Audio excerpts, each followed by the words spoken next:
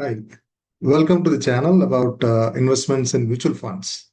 Today I'm going to talk about ELSS mutual fund. This is equity linked saving scheme of a mutual fund. Investments made here can be availed as Section C under income tax deductions. But remember, these deductions will be applicable only if you are under old tax regime. This will be applicable only to the old tax regime and not to the new tax regime. There are other instruments which come under Section 80C, like the premiums that we pay for the LIC, ULIPs, tax saver FD, PPF, etc., which can be again used as to get the tax deductions under Section 80C for up to rupees 1.5 lakhs per year. Well, I'm here to talk about ELSS scheme because it gives the tax benefit under Section 80C for the old tax regime. And also, its biggest plus I see here as the potential to generate greater returns from investments in equity schemes of mutual fund. So once we consider exposure to the equities in mutual funds, of course, then it comes with the market risks. So it's by inherent character, it has a market risk involved in it, which comes with volatility, and sometimes the portfolio might be in red for a longer period of time. So seeing that, you should not get panicked. So now let us unpack all the essential details about the ELSS mutual fund that we should know about. So first point is this is equity-based scheme through mutual fund. So the exposure would be towards the large cap, mid cap, and some small cap companies in the stock market. Second, and the most important one, I believe, is the mandatory 3-year lock-in period, which it has. Any investments made in the ELSS scheme will have a 3-year lock-in period. So once you enter into this scheme, you can redeem your amount or the units only after expiry of those 3-year lock-in period is over. Third point is the investments can be made via SIP or lump sum. When you choose to invest through SIP, remember that each separate transaction, that is each SIP transaction, will have its own separate lock-in period, 3-year lock-in period. So you should keep that in mind. And while redemption, each separate lock-in period will get expired on respective dates from the date of investments.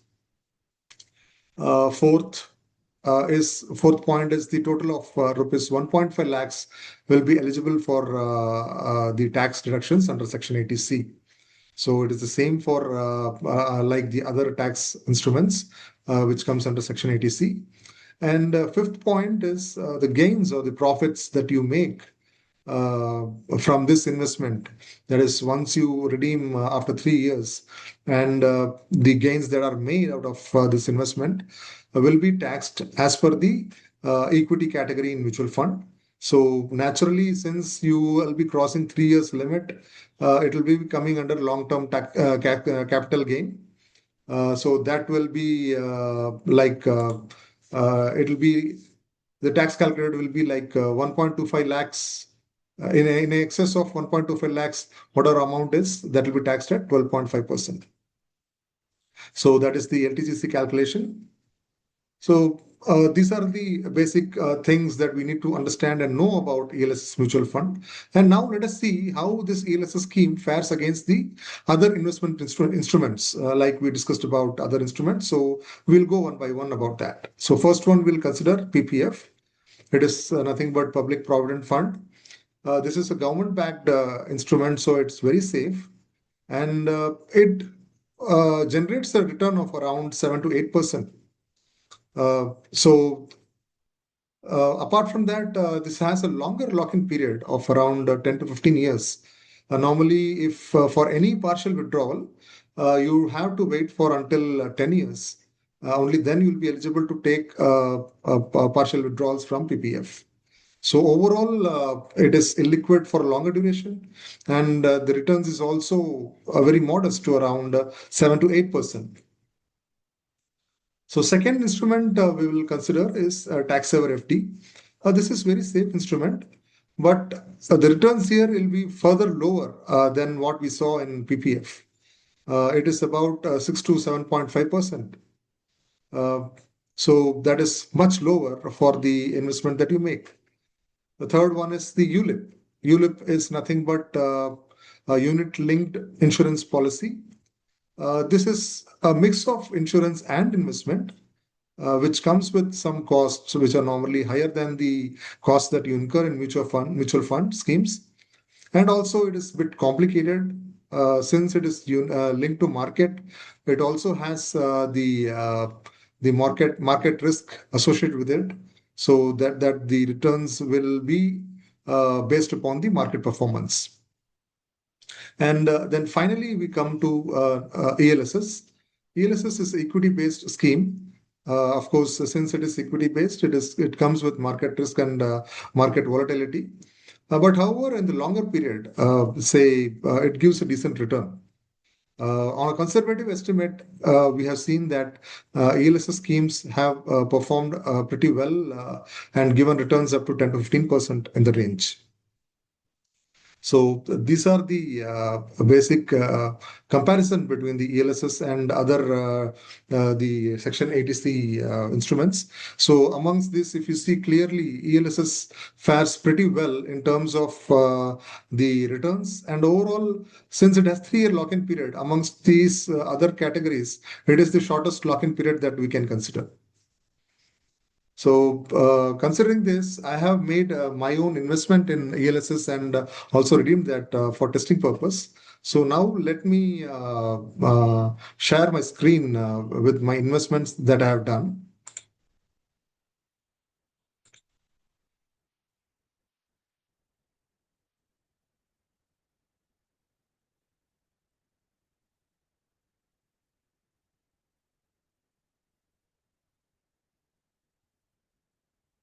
So if you see, this is the mutual fund statement that I have made investment, and I have redacted the personal information here.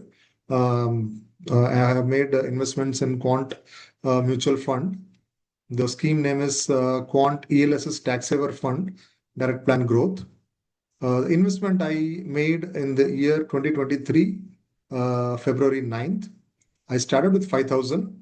And I think, on the same day, I have made two more investments for 20,000 and 20,000. So overall, I have made investments of 45,000 rupees on 9th February 2023. That day, the NIV was, as you can see here, 247.9426. So based upon that, for my investments, I was allotted units 20.16 for 5,000 rupees investments, 80.66 for 20,000 investments each. And this year, in month of April, I redeemed my investment since from 2023 by February 2026, my lock-in period got over. However, I kept I waited till April and redeemed that. As you can see, the return I received is 74,714. For the amount of 45,000, I have made a gain of overall return of 74,000 rupees. So when we calculate, it translates to around 17.3% CAGR. So if you see, that's a pretty good amount of growth that is shown because investments was made in equity linked savings scheme. So when we consider other instruments like PPF or tax saver FD or the ULIPs, this fares much better with around 17%. But again, let me again reiterate that the past returns cannot be taken for granted, and that cannot be ascertained and set for in a guaranteed way that the same return will be coming in the future years. That cannot be said. But over a longer period of time, we have seen the equity schemes have performed well. Considering investment for tax saving purpose, you can explore ELSS scheme option. because from this example, what I've shown you, it clearly beats the market and performs better during the longer duration and gives us greater returns than we can expect from other equity instruments or other tax haven instruments that we saw in Section 80C. Apart from this, if you have any further questions or queries, write in the comment section and I'll try to answer them. Thank you very much for watching this video. Have a good one, and thank you once again.